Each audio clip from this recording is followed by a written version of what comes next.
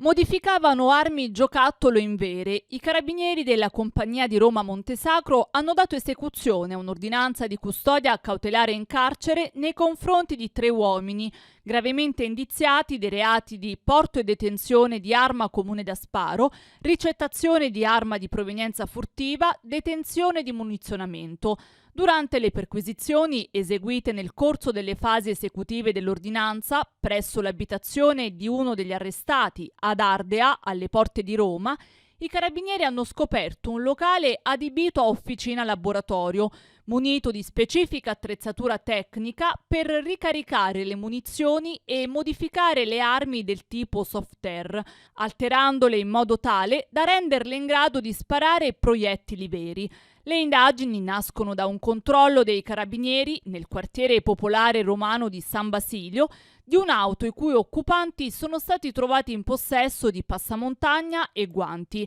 I successivi accertamenti hanno portato all'individuazione di un incensurato, poi arrestato in flagranza, incaricato di portare da Ardea a Roma 2 pistole di provenienza furtiva e munizionamento. Inoltre sono stati raccolti elementi indiziari circa il coinvolgimento a vario titolo nella custodia e detenzione delle armi di altri 4 indagati, di cui 3 colpiti dall'odierna ordinanza. Nel corso delle perquisizioni presso l'abitazione di uno degli arrestati, i carabinieri hanno trovato un vero e proprio arsenale all'interno di un vano segreto ricavato nel muro con 1 chilo circa di polvere pirica, 16 armi tipo soft air alterate in grado di utilizzare munizionamento convenzionale, 2 pistole artigianali, 13 silenziatori artigianali, parti di armi alterate, munizionamento vario e attrezzatura tecnica per ricarica munizioni. Le armi sono state sequestrate e sono in corso accertamenti tecnici